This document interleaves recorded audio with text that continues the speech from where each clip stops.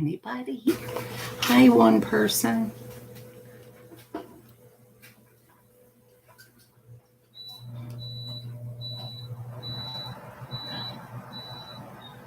Don't be shy. Come say hi. Hey, Whisper. Why aren't you a mod anymore? Hi, Moo. I'm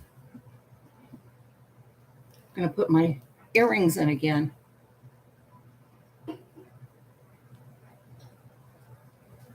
Oh, okay.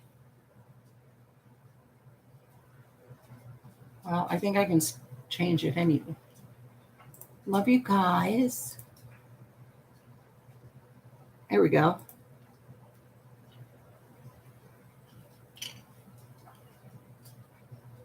Let me get these on. See if I can wear them 2 days in a row.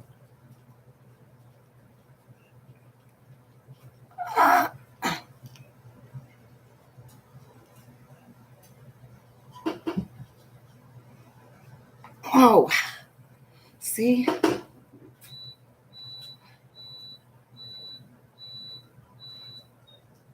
guys hear that beeping too? From across the field, the woods.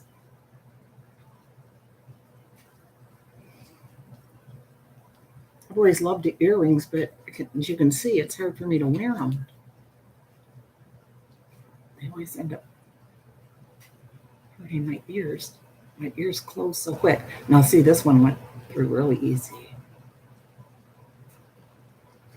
There we go. You're welcome. Okay. I'm going to read from some of the, excuse me, old magazines that Carolyn got me. Remember, guys, for my birthday? And we were all wrapped in these cellophane packages. These are just a few of them. There's still a bunch more in the bag. So I'm going to try to find one out of these that I just picked up that's not winter. And that's January, February, December, winter. Oh, here we go, July. Let's see if we have a June. Oh, we have an August. Oh, we have an April.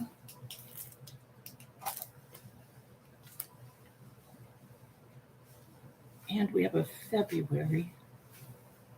This one looks familiar. Hi, Farm Wife. I'm thinking that I've already read this one, but I'm not sure. That picture does look familiar.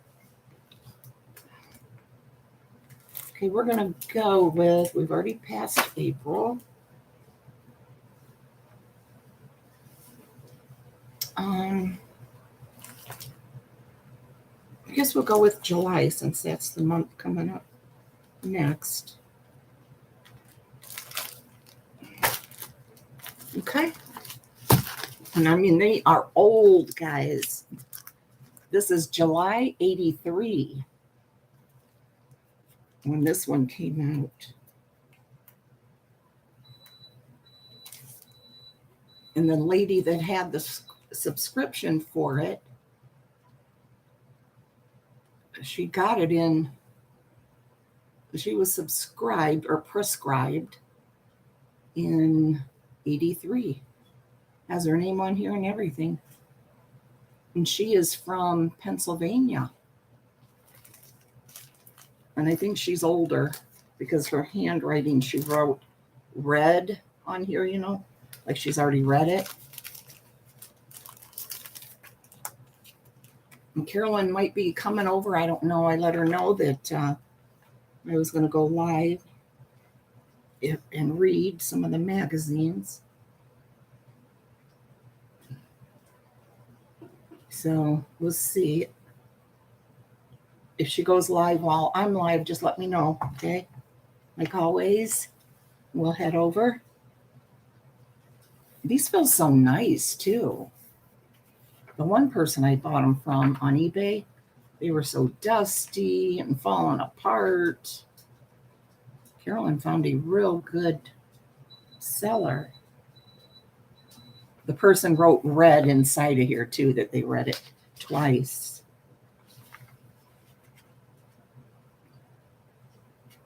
Okay, you guys want some old stories?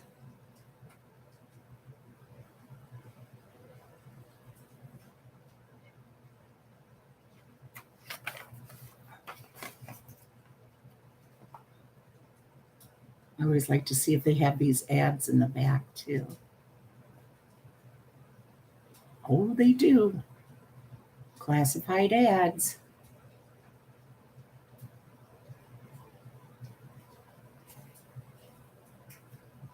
Okay, let's take a step back in time. Just a little over 100 years ago. Here's a picture. This is the last store owned by my father in 1910.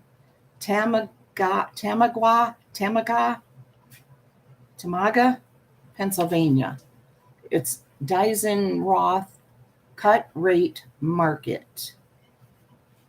Eggs were 25 cents. It says strictly fresh. Stewing veal, 14 cents a pound, I think. And round steak, looks like 15 cents a pound. Hi, Pamela Patrick.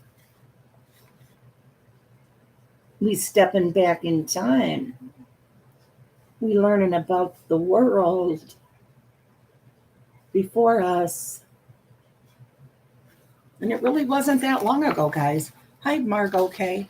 It really wasn't. It seems like it is, but the older you get, you start to realize it really wasn't that long ago. Hi, John. Happy to see you. Hi, Jean Deloche. And my animals are going freaking nuts right now because it's raining. Minnie, who can never come up this one step, actually came flying in here because she's so afraid that it might storm. And she's under the table. Garnet's been running back and forth. He jumped into this box in there that has Dave's stuff in there. She jumped in and out, in and out. Peanut broke through the gate, went in there to eat their cat food, and then peeing along the way. They're all going nuts. The only good one right now, I think, is Mittens. And I don't know where she is. Okay, this is... Now I hear Peanut. Sorry. Quick Thinking on a Glorious Fourth. This is by Jairus J. Diaz-Roth, the owner of this, the same name as his store. Since the store was just across the street from our house, Pa usually didn't bother to take off his butcher's apron when he came home for dinner at noon. He'd pull down the door blind, lock up, and stride across Broad Street with no regard at all for the traffic, mostly horses, of the West Hazelton of 1910. Once home, he would gobble down a quick meal, gossip for a moment with Ma, and skip back to work. This time, though, Pa carried his apron, and as he entered the kitchen from the backyard, he heaved it onto a corner, knocking down Ma's broom, and announced loudly, "That's the last straw, Ma." Probably it was. We boys and Ma were used to his last straws, meaning he had quit a job on 5 minutes' notice. But as this was just before the 4th, it seemed a little improbable, so we just sat and waited. "Why, what now, Pa?" asked Ma. She kept on working with the meal over the hot coal stove and quickly moved the food to the table where Pa was already sitting. "No use talking," Pa grumbled between bites. "No use talking with Scott either. I'm sorry I ever listened to the crook. but no use crying over spilt milk. He seemed slightly depressed. Let me get my drink. Here's Carolyn. She made it.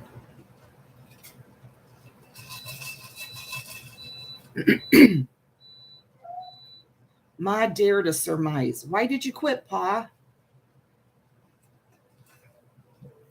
A fair question, for while Pa was no slouch as a provider, he did let his quick temper get him into trouble. He had quit a lot of jobs in his time, sometimes justly, like the time the boss instructed him to cut his pay out of the meat he sold to customers. Other times, the fault was his partial deafness, which he would never admit to, but usually by Monday, Pa would be back on a job, often a better one. Ma's questions were mere routine in our place. Did Mr. Scott make you mad, Pa? Yep, but I did not quit. And he answered needlessly, I didn't get fired. I just learned from that rascal Scott that the company of Clark and Scott is bankrupt. Tonight at 6 is the end of the whole chain. That's my job gone. Well, Ma said soothingly, you'll have another tomorrow if I know you. This was a confident smile, except it's the 4th. Let me look out this window. I want to know why last night and now tonight they won't quit backing up these trucks.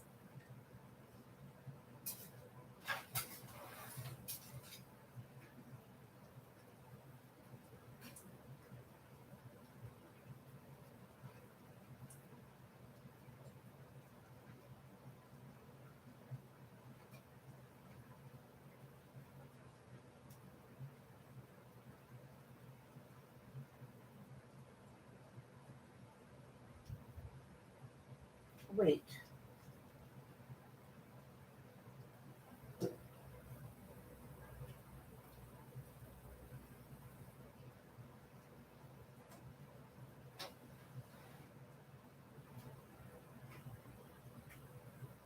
Well, I don't see any trucks over there.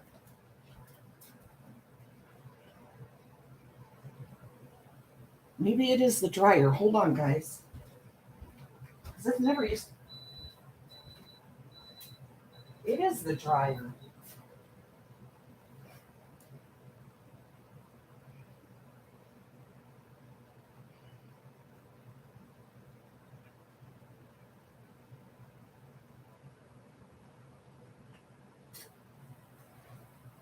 That is weird because it never used to do that.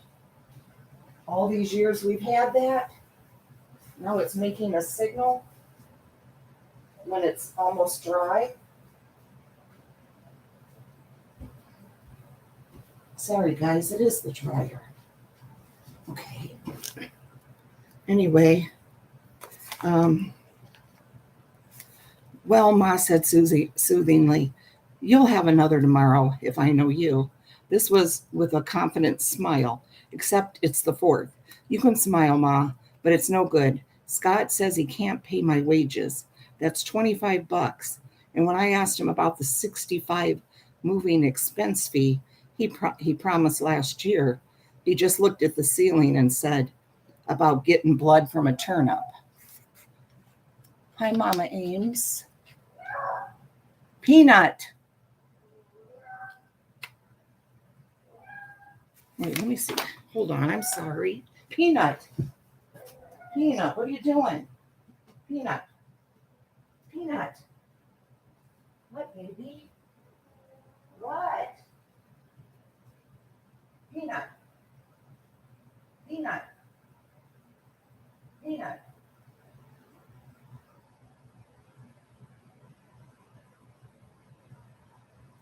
What's the matter, baby?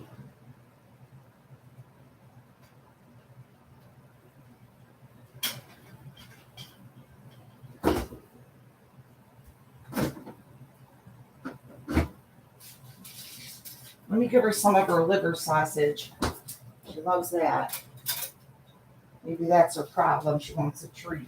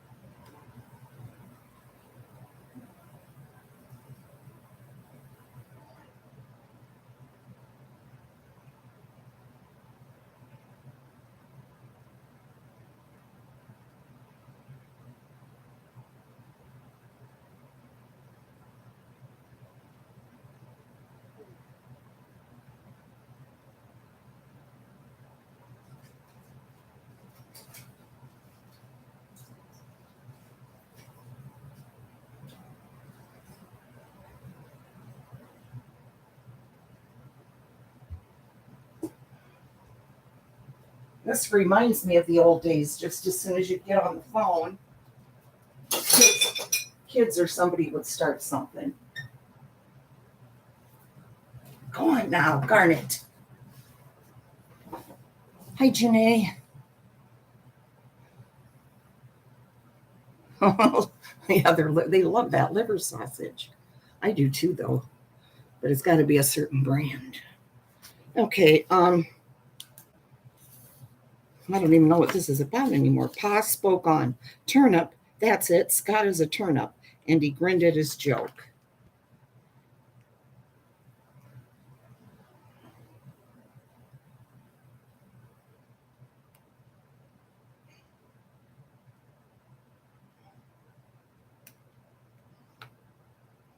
Here's the family, guys, I guess. The horse and delivery wagon. And then they say the family. This picture right here, look at that. Now that's an old picture. Hi, Henny. And a horse and delivery wagon.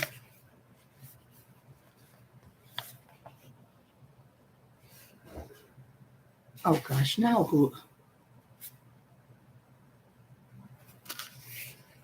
Here's a picture of the good old days at Atlantic City, New Jersey. I guess 1924 maybe. I don't know. Does it still look like that today?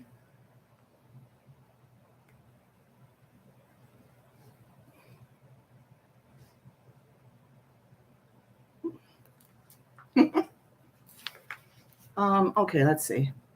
But it was no joke for us kids. Next day was the 4th, always memorable in our family because of the spectacular things Pa would plan or not plan sometimes, like the blazing hot air balloon we sent up and watched drop on a neighbor's outhouse, or to the toy cannon he made just to have it burst, or perhaps a pleasant evening watching the fireworks and eating homemade ice cream on our front porch. The 4th had never been dull. The prospect was not good.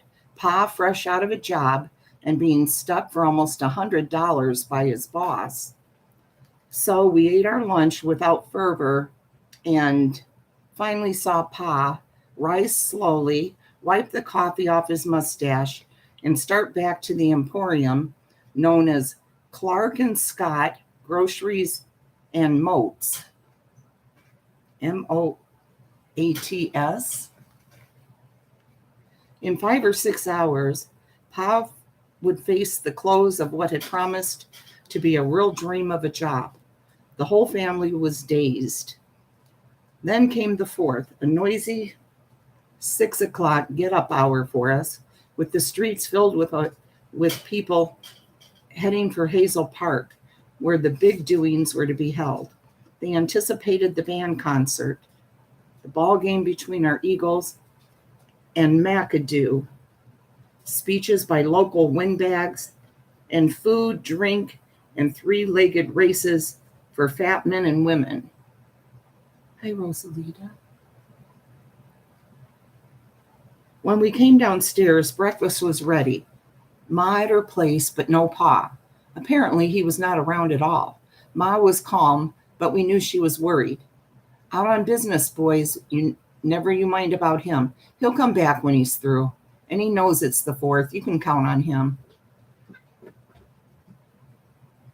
Behind the shoe shine box in the kitchen was our supply of 4th of July ingredients, including some secret weapon described by Pa as Black Panthers, atomic bombs of the day. Only one thing complicated the day. Pa wouldn't let the kids or Ma shoot any of these dangerous firecrackers. With the kitchen cleaned up, Ma went over to her little desk and was soon busy at writing and talking. I could hear some of the words. Clark and Scott. Never should have moved. Doctor bills. Me with tonsillitis. Pa's rheumatism. Coal bills. And that money. More muttering. Suddenly she turned to me. Watch while I mail a letter. And she hurried out to the corner mailbox. She had more than a letter on her mind, we could tell. Back in a minute, she said, Jerry, you sneak up the street near the store. See if there's something going on there. That was a good assignment for a youngster, for no one should have been at the store on the 4th.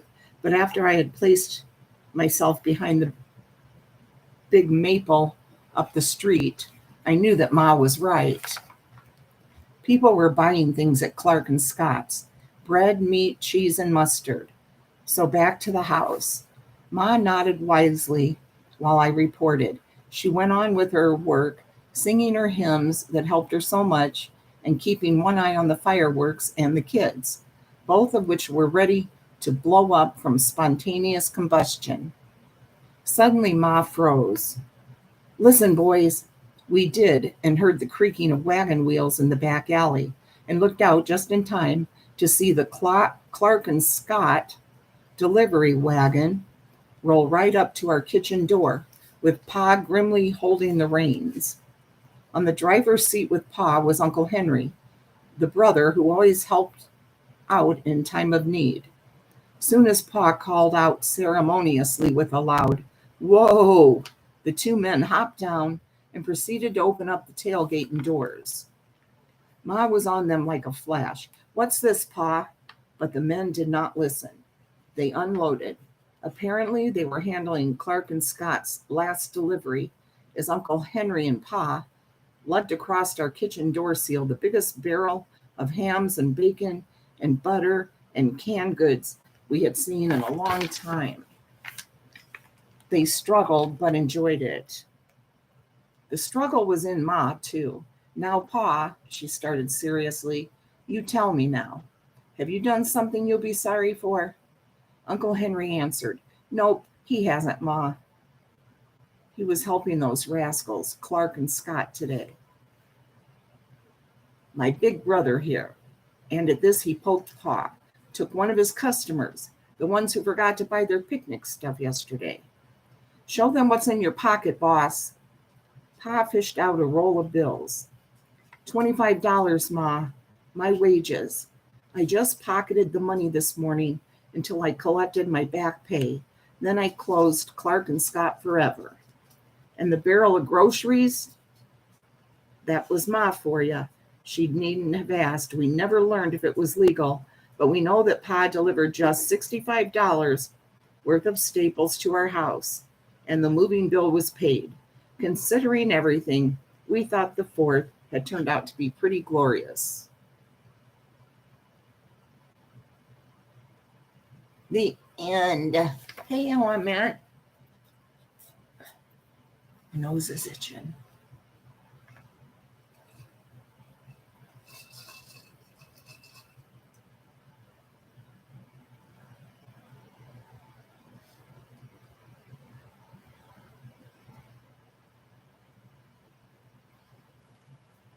Let's see now. Let's find something exciting. We gotta find something in here exciting.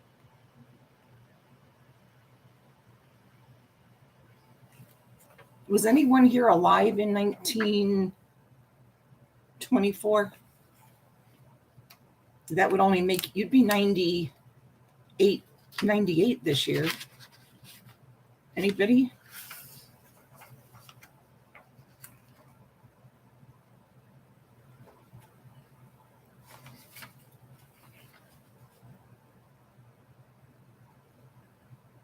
Anybody like these old stories? Because I know I do.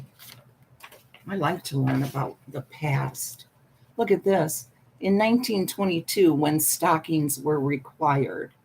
This is old styles. Look here.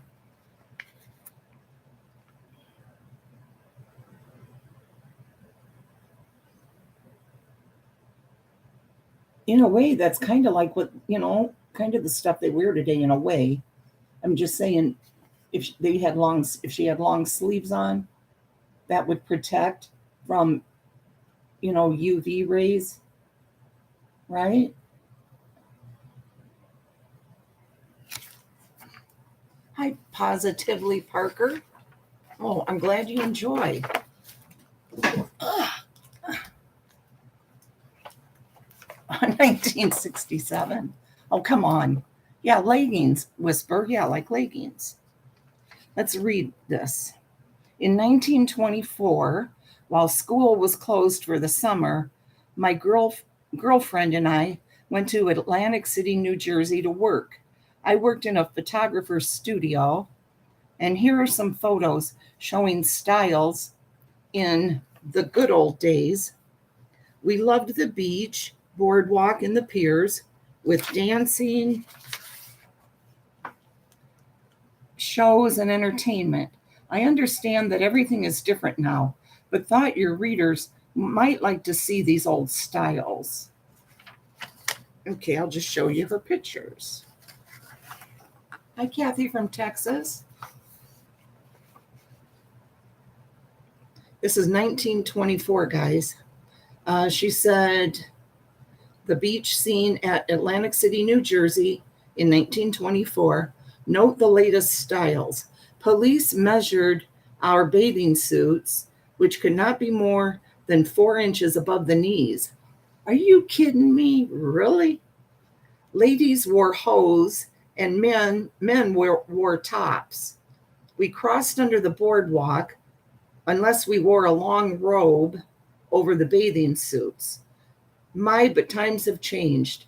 I have been to many beaches where topless bathing suits were worn. And remember, too, this is an old magazine, a copy from 1983. So I would venture to say most of the people that are writing these stories in this one, they're probably gone now, you know?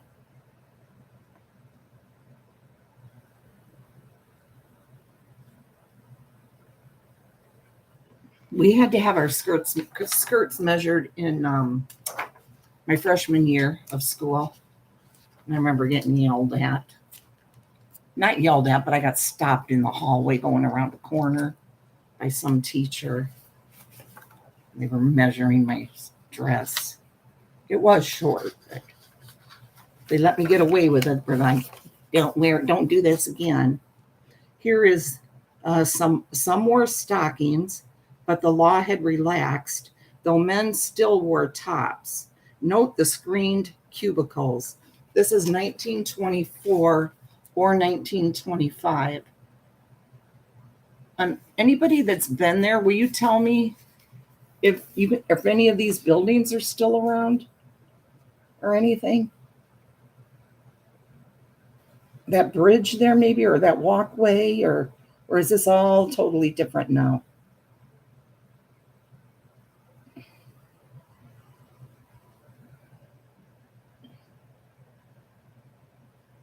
They still have cubicles there and everything? Dave and I have never been there. His sister and brother-in-law, they went there for their honeymoon, I remember, when they got married like 7 years ago or something, 8 years ago. They went to AC.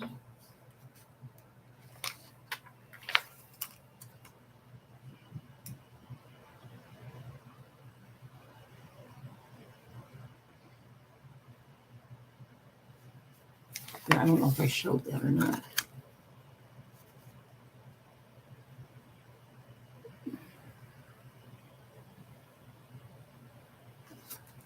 People would have a fit about that today, wouldn't they? Or would they? Yeah, they would. If they got stopped about measuring what they were wearing to the beach, I guess, wouldn't they?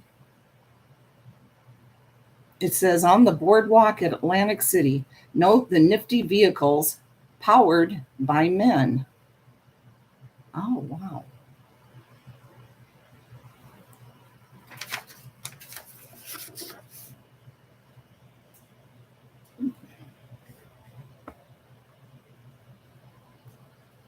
See those little cart thingies? I guess they could push people around in those. Like if they didn't want to walk around the park.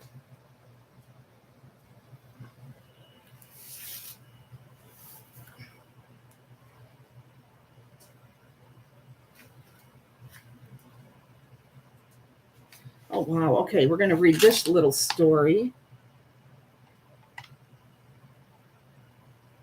And maybe we'll wait. It's a little bit long. We'll go to something different. See if we can find something funny.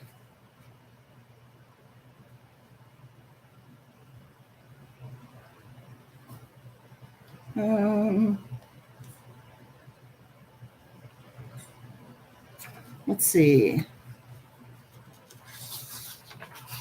We'll find something funny.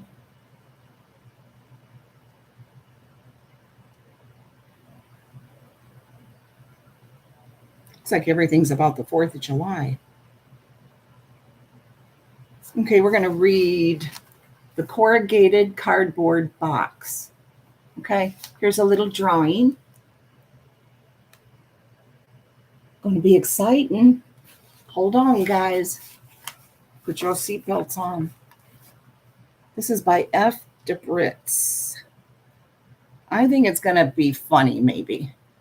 It says the men drove them. It looks like they were being pushed, maybe. There goes Peanut again. What in the heck is she doing? Never sounded like this. Peanut! Peanut, baby! What's going on? Oh, sorry, guys. Peanut! Peanut! Peanut! Peanut! What's wrong? Peanut! What? Minnie, where are you? Minnie! Minnie! Minnie! Oh my gosh. This is the Twilight Zone. Come here, baby. Come here. Come here.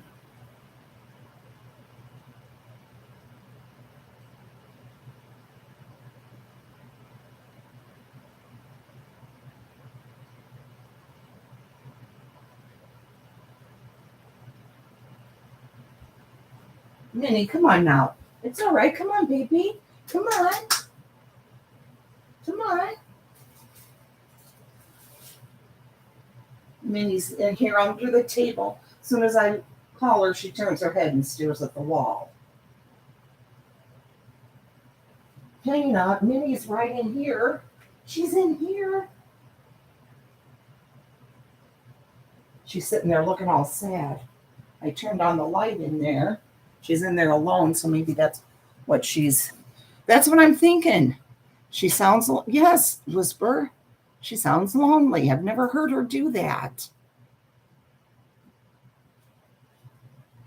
Yeah, she's, okay, come here, Peanut. Come here, baby girl. Come here. Come on. Come on, sweetie. Come on. Yeah, it's okay. It's okay. Yes. You're not all alone. We're here. Stay in here, okay? Stay in here. You're right. That was a lonely cry because she was looking up even like this, kind of like how a, wolf will do. Stay here, Peanut. Come on, Peanut.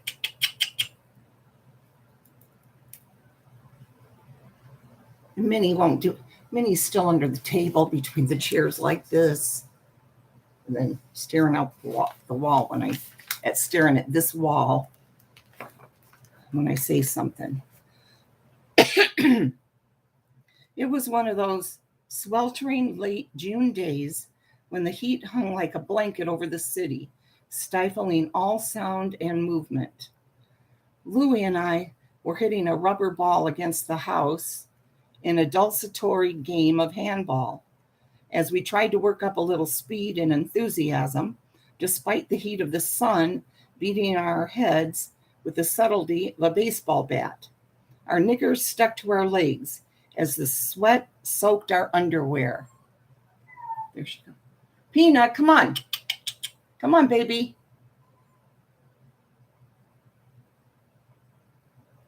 See if this freaking storm, Minnie's scared of it, of storms.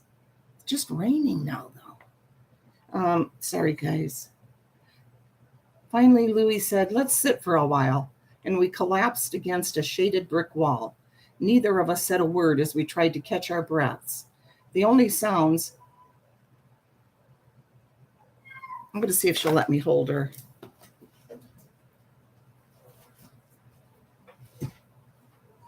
Peanut, Peanut, Peanut, Peanut, Peanut. Come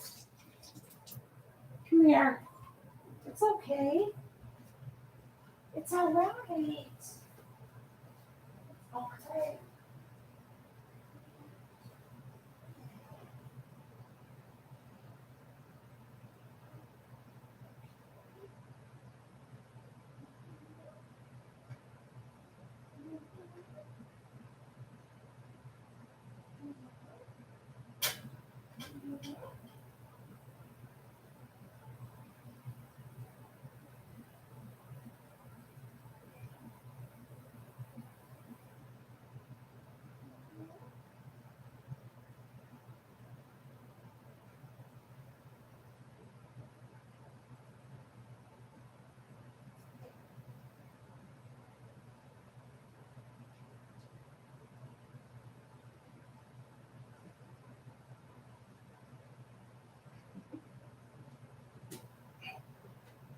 Okay. There we go. There we go. Yes. Good girl. Good baby. Yes. Uh-huh. I just brought her bed in here. I carried her in here in her bed. I don't think she'll stay though.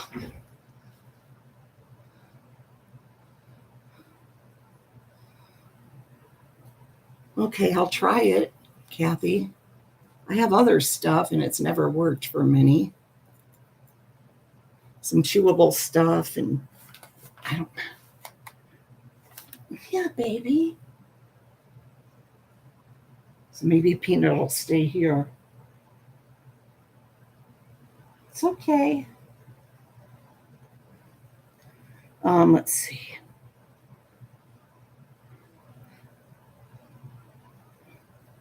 Oh, here she goes. She's getting up, of course, and she'll probably go in and get in one of the other beds and then howl.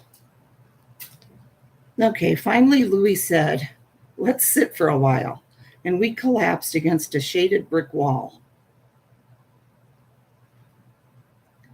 Neither of us said a word as we tried to catch our breaths.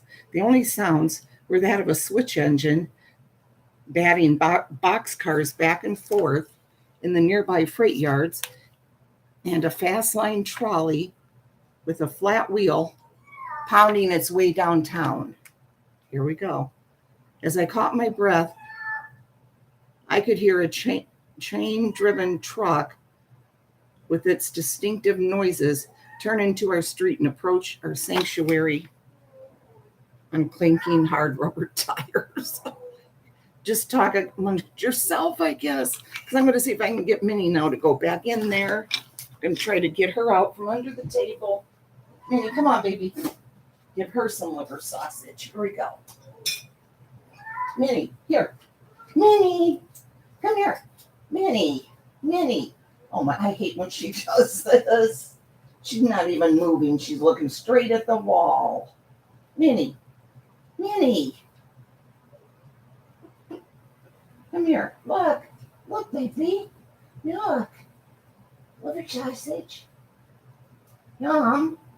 She turned her head. And now here's Peanut. Here, Peanut. Here. Come over here, Peanut. Peanut. Come here. By your bed. Come here. Peanut. Peanut.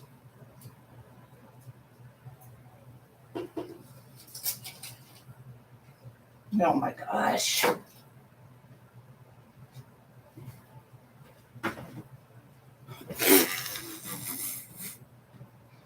Hi, Billy Boy Blue. Yeah, she's a little pup. She's 16 and a half years old.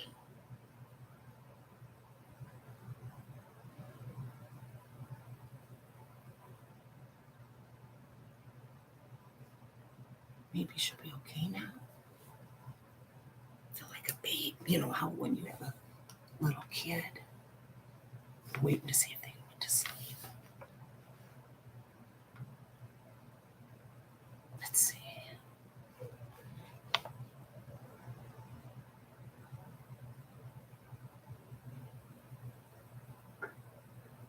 Please go to sleep.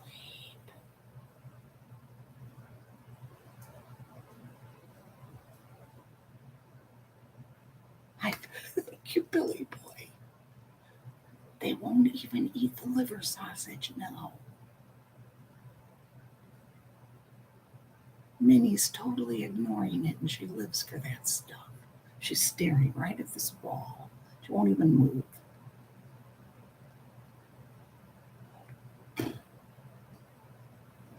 I think so, whisper to me. I think so. I know she's going blind. She has arthritis in her knees. Her teeth are falling out. What else? Hearing. No, it says rain to stop. But they normally know. Minnie always knows if there's, I guess from the pressure in the air and all that, barometer, she's real sensitive. She always knows if it is going to storm. So she may know something that the weathermen don't. Because it right now says 67 degrees and rain to stop. Yes, thank you, Billy boy. Hi, Jenny D. D1. Can you guys still hear me? I whisper. Raining there in Michigan? It's raining down in Buffalo, too. Buffalo, Indiana. At her cottage. Video reel. Okay. All right. I glanced down the alley and out to the street to see what kind of vehicle would pass when, surprise of surprises, a green truck with the red Railway Express diamond on its side stopped right in front of our house. At first I thought the delivery man must be looking for one of our neighbors, because in those dim Depression days there was little chance we would be getting any packages. Notice how packages come to the houses now, like they used to back in those days? Everything comes back around, right? What's that saying? The old becomes new, or there's some saying. Oh gosh, here she is again.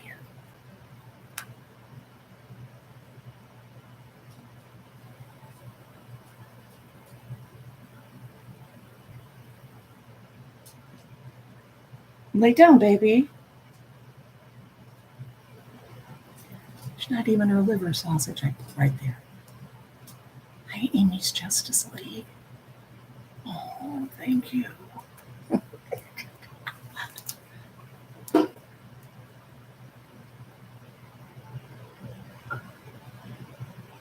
If you say so, hey, I'll keep that. I'll go with that. I like that saying, Amy. I am kind of losing it, though. My granddaughter, Maddie, and I even wrote it on the calendar. And I was ready to call Bonnie and say, why haven't you planned anything? See, I think I'm losing it, too, because her birthday is June 16th, okay? And I thought, oh my gosh, this is her golden birthday. She's going to be 16. I ran over here. I wrote it on the calendar. I put mad, golden. And I thought, you've got to text Bonnie now, burnt hot dog.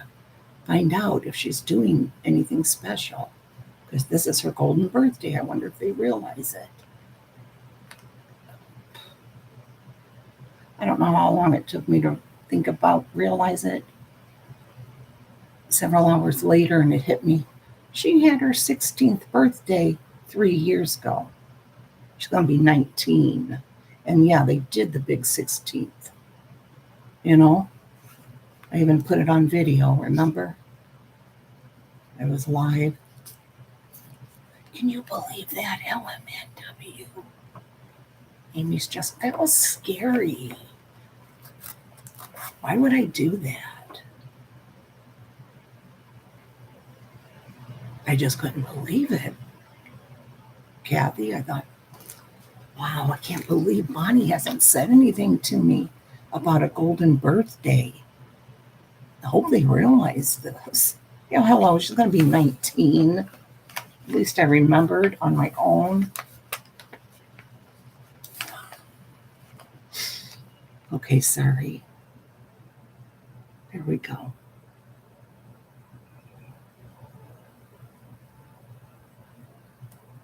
I couldn't see the driver from my seat, but I did hear him walking down the sidewalk and up the wooden steps and then across our porch to the doorbell.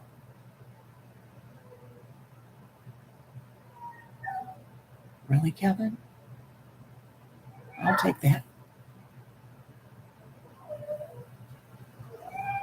Peanut, come here, baby. Come on. Peanut. Come here. Peanut. Peanut.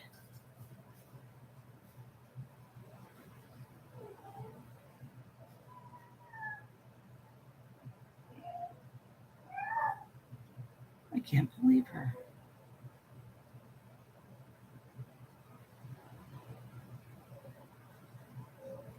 Let me go get her again, guys. See if she'll come in. Stay here. Minnie, come on. Would you get out of here now? Come on, girl. Come on, go see Peanut. She wants you. Come on. Peanut wants you, baby. Minnie, come on. Minnie. Come here. Come on. Come on. Come on. Come on, baby. Come on. It's okay. Come on. Come on. Come on. Come on. Come on. Peanut wants you. Come on. Don't be scared. All right. All right. Yeah. Here. Come on. Come on, Minnie. Come on, Peanut, come. Come on. There we go. And lay down. It's okay. Lay down. Yeah, it's okay. Good girls. Big girls. Big girls.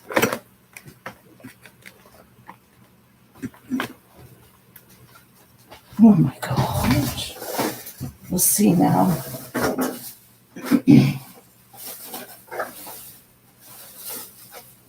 See how long this lasts.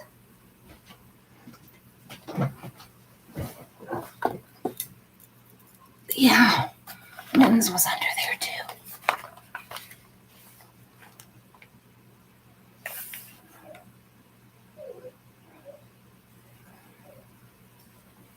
Catnip. It's for cats. Yeah, it makes them nuts. I don't need more than I have some in there. We haven't given them, I've never given that to Garnet. You know how crazy she is already. Okay, let's see. The bell rang and I heard deep silence from inside our house. In those days, a ringing doorbell meant bad news. People who knew us came to the back door and banged. Front doors and doorbells were only for bill collectors and the ubiquitous salesmen. The bell rang again, and my mother pitter-patted her way across the living room to see who the unwelcome caller might be. Seeing no danger in the uniformed railway express driver, she cracked the front door open and asked, "What is it?" "Package for you," he answered. At that, she swung the door open and asked the inevitable question, "Do you get any money?" "No, ma'am, it's prepaid," was the sole satisfying answer.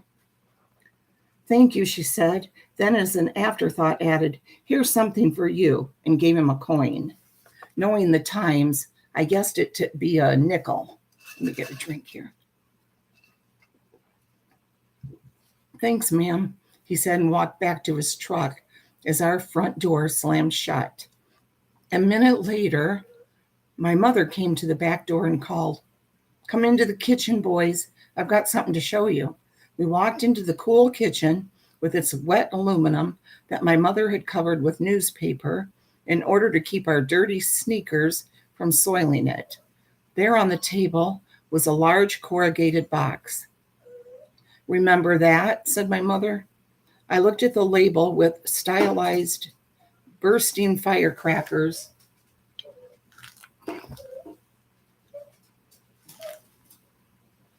Minnie's back in here, and so is Peanut now.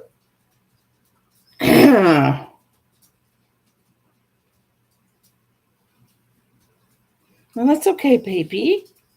Both lay down there. Lay down. Now Peanut's trying to follow her. I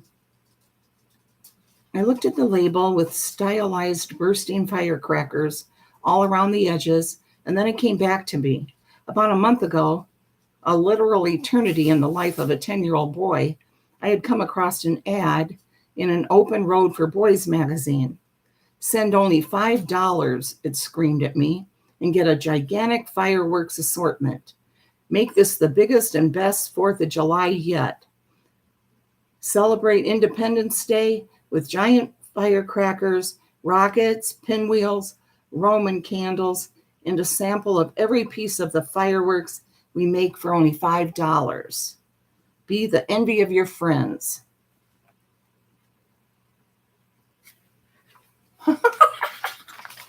Right, Whisper? Yeah, Kevin, I'm so glad that you guys found the owner from the ad. Those Facebook things work great, right? Send your $5 now. Hurry before it's too late. Here's a little drawing. Look how cute, guys. Hey, Denise. It's cute, right?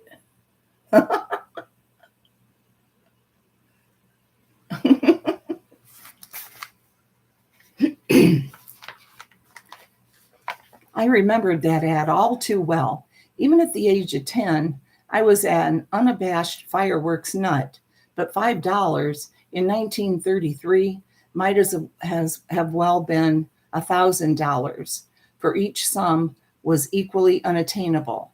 I still couldn't understand it. Where had this cornucopia of pyrotechnic goodies come from?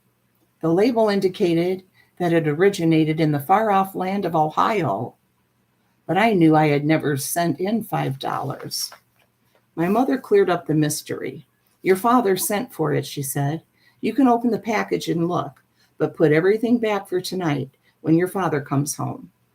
Where he got $5 to spare in 1933 is still a riddle to me. But at the time, I didn't question gifts from heaven.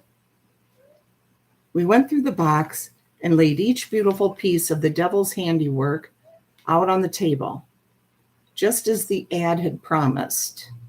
There were firecrackers in assorted sizes, pinwheels that would spin round and round in a dazzling display of orbital sparks. There were sparklers for the timid and cherry bombs for the brave or foolhardy. There were things that exploded, whistled, screamed, banged, and just threw showers of sparks. How they sold all this for $5, I'll never understand.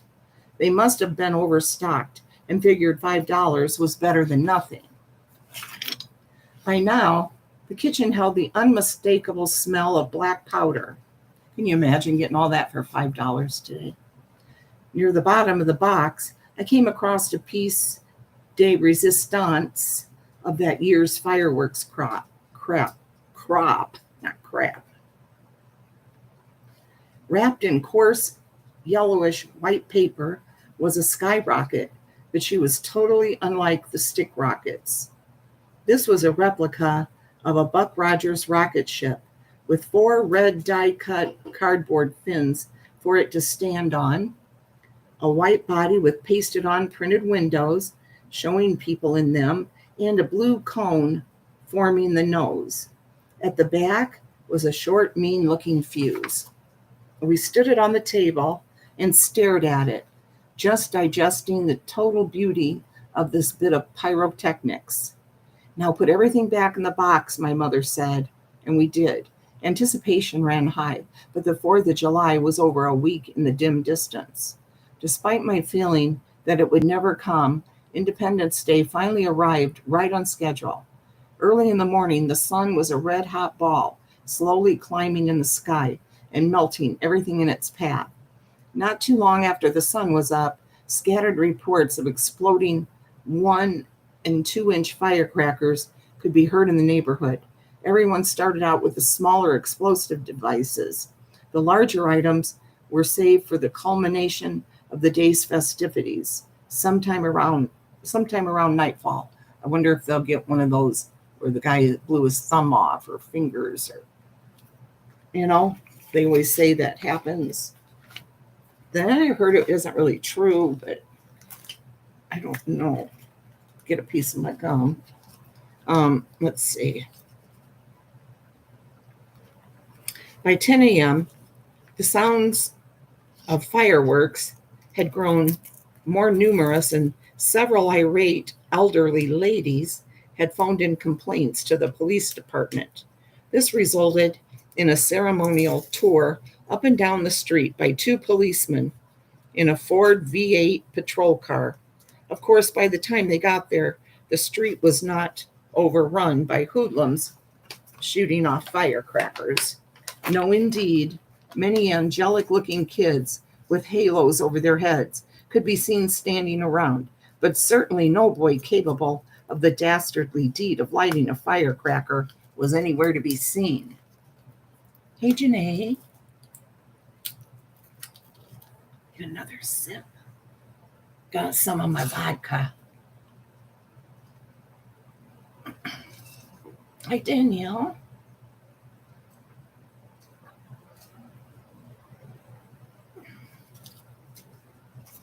Danielle, it's been bugging me a couple nights ago when you were on the panel, when Carolyn's birthday, you said hi to me when I came up, and I don't know if I said hi or if I said it loud enough. Make sure you knew. I've been feeling bad thinking, did you think I didn't say hi? See, Minnie's back here under the table.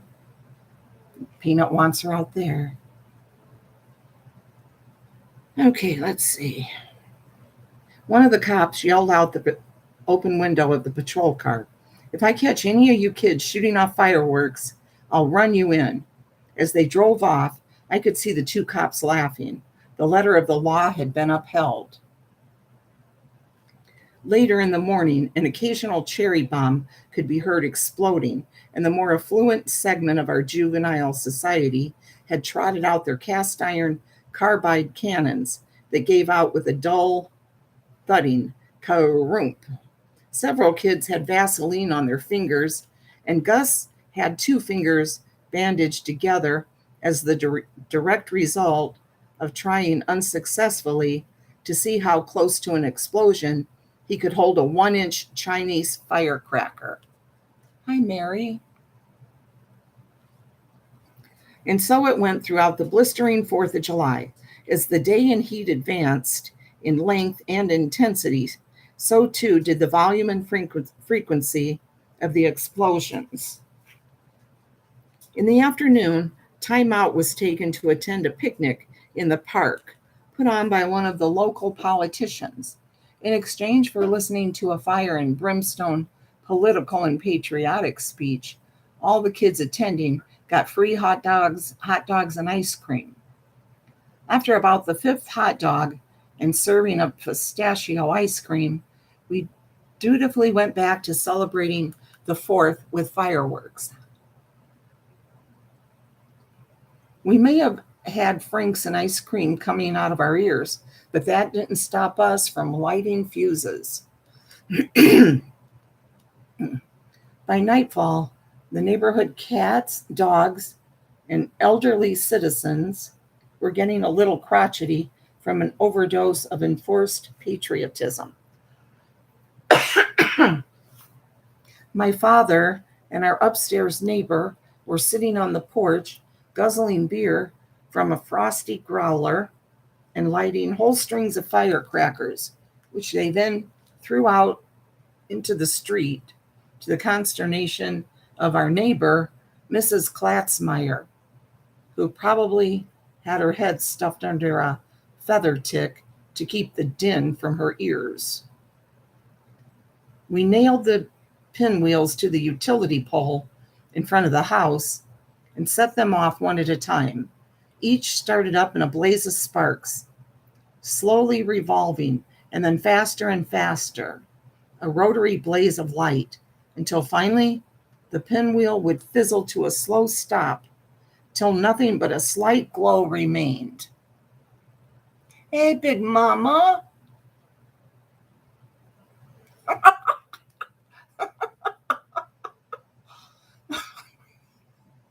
That's hilarious, Big Mama.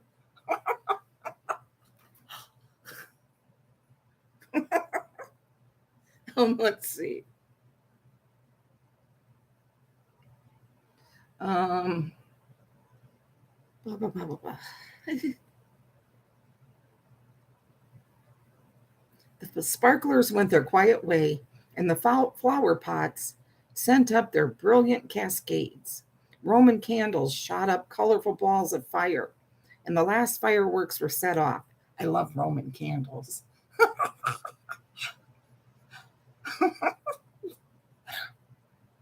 That's funny.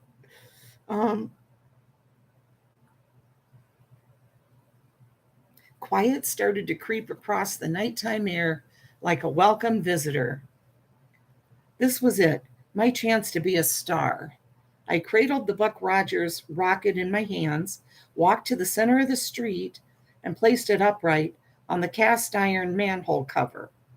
I stood there for a moment, my eyeballs devouring the sleek beauty of the rocket as it shone in the edge of the circle of light cast by a street lamp. I carried a smoldering punk in my hand and thrust it at the fuse. It didn't light, and I brought the punk up and blew on it to bring up the fire. Down the street, I heard a car start and looked over my shoulder.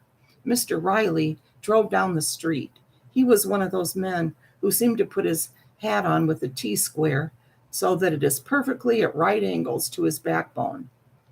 He looked neither right nor left, but always stared straight at the radiator ornament as he maneuvered his iron masked monster. Mr. Riley never noticed the rocket, but drove over it in such a manner that the oil pan hit the cone and pushed the rocket on its side. The Buick cruised serenely up the street as the rocket lay supine, sputtering angrily. Suddenly, with a whoosh, it took off in pursuit of the vanishing Buick. But the rocket's aim was bad. It hit one curbstone and then shot across the street to the other. Back and forth between curbstones, it ricocheted like a cue ball gone mad. Kids were jumping out of its way like autumn leaves in a wind. Halfway up the block, it gave one final gasp and exploded.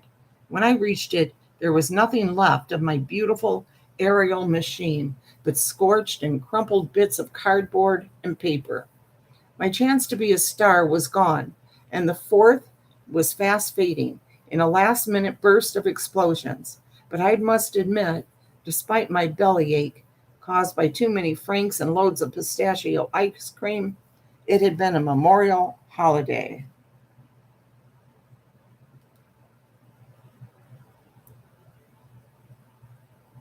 I'm going to read just a few. Okay, Danielle. I'm going to read a few wanted ads in case anyone can help someone out.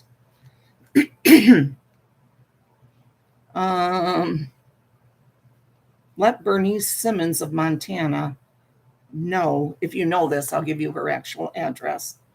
She says, is there someone that knows the complete poem titled The Preacher and the Bear? The first lines are as follows. The preacher went out a hunting. 'Twas on one Sunday morn. Of course it was against his religion, but he took his gun along. From there on, I cannot remember the other verses. Anyway, in the poem, he met a bear. And she wants you to send it. If you know what that is, send it to her. Okay? Jeffrey from Illinois, he wants the words to the song Kitty Wells and the song After the Ball. If anyone can help him, he'd be very glad. Let's see. And Sandy from California, where my cousin used to live, Vista, California. Can someone help me with the rest of this poem? I thought I had it all, but it's only half there. It's called Old Doc Brown. It begins, he was just an old country doctor in a little Kentucky town. Fame and fortune had passed him by, but he never had time to frown. Ring a bell for anyone?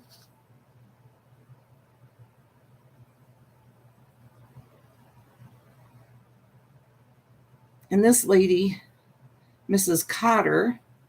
Kotar from Vandline, Pennsylvania says, I will be 83 years old in March 1983.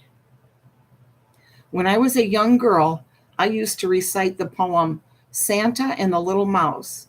Does anyone know this poem? And she would like you to send that to her. Not ringing any bells, LMNW? Santa and the Little... Isn't that a book, Santa and the Little Mouse? Nope, not in 83. They didn't, did they? They didn't have Google. Let's see. How about, here's the 1982 Macy Thanksgiving Day Parade.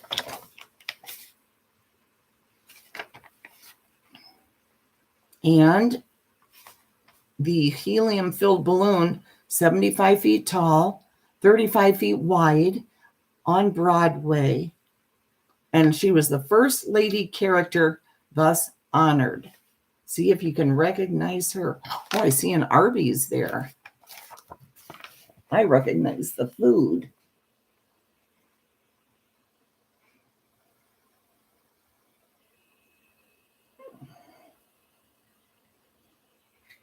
Wonder if that Arby's is still there.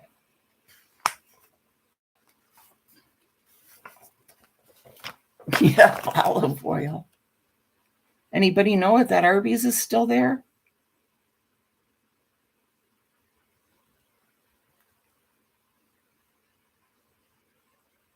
Let's see.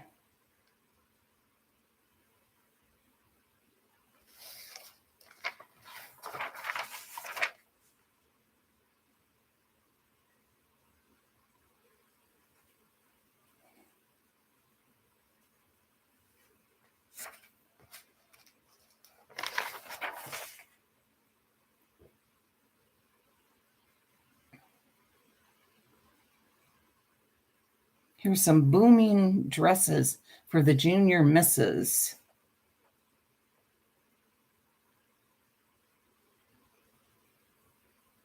$1917, guys.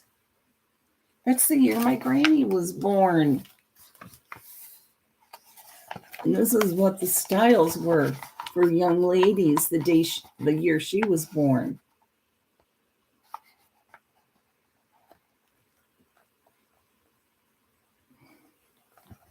$3.48.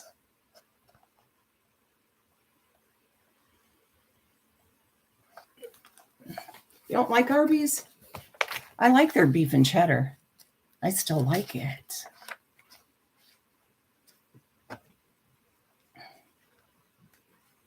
Let's see. The Auctioneer's Gift by Sam Walter Foss. It's a poem. Carolyn, are you still listening? I liked their loaded baked potatoes. They don't even have those anymore. They still have curly fries. I'm thinking I want Arby's too. Only ate some rice-a-roni earlier today. That was it.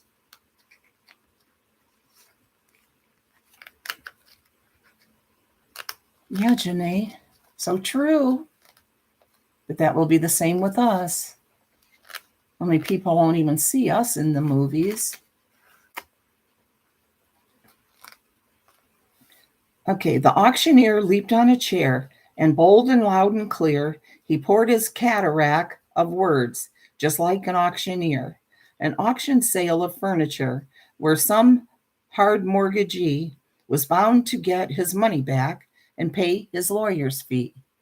Nope, no more baked potatoes. Mm-mm.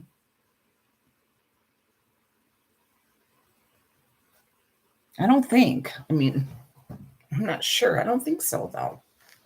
A humorist of wide renown, this doughty auctioneer, his joking raised the loud guffaw and brought the answering jeer. He scattered round his jests like rain on the unjust and the just. Sam Sleeman said he laughed so much he thought that he would bust. He knocked down bureaus, beds and stoves and clocks and chandeliers, and a grand piano which he had swore would last 1,000 years. He rattled out the crockery and sold the silverware. At last they passed him up to sell a little baby's chair. How much? How much? Come make a bid. Is all your money spent? And then a cheap, facetious wag came up and bid 1 cent. Just then a sad-faced woman who stood in silence there broke down and cried, "My baby's chair, my poor dead baby's chair." Ugh. Here, madam, take your baby's chair, said the softened auctioneer. I know its value all too well.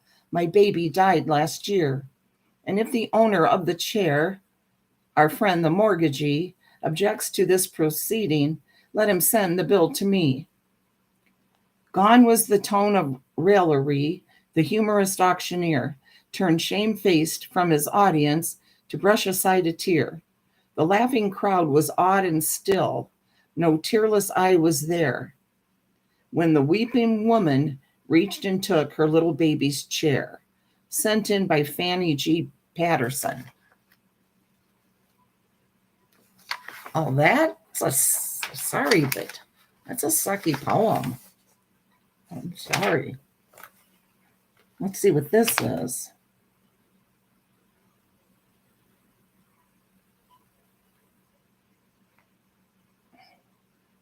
This is The Biscuits Miss Flannery Made by C. Frank Horn. This is supposed to be a song. One day as I lay on my satin divan, I don't know how to pronounce that, Mr. Fogarty called upon me, saying, "Mr. Gilhooly, I'm wanting a man to go with me to Flanagan's tea." We went, and Miss Daly met us at the door, where the table for two had been laid. "Oh, Gilhooly, just please and try some of these. These are biscuits Miss Flanagan made." And here's the chorus. Oh my, say what you will, but the biscuits were snowy and flaky. When I think of them still, it makes me feel trembly and shaky. Oh my, made up to kill. Of my life I am sadly afraid, since I swallowed such terrible nuggets of lead as the biscuits Miss Flanagan made. Just cut them in two, says Maloney to me, and slash on the butter for life. I tried just as faithful as ever could be, but the fire flew off of my knife. Then Galligan broke off a couple of teeth and told me that he was afraid, that we wanted a wedge and an axe or a sledge for the biscuits Miss Flanagan made. I handed them up to a healthy young chap. His name was John Peter McGraw. He shut down his teeth with a vigorous snap, and the splinters flew off of his jaw. While I do try to relieve him, did all in my power. While I tried to relieve him, did all in my power, I was told by young Hector McDade that Helena O'Brien, oh, Carolyn's live now. Okay, we'll go over there now. We'll finish this next time, guys. Okay? See you over at Carolyn's. We'll finish it later. I'm going to go over there and lurk. Bye. Thanks, guys. Bye-bye.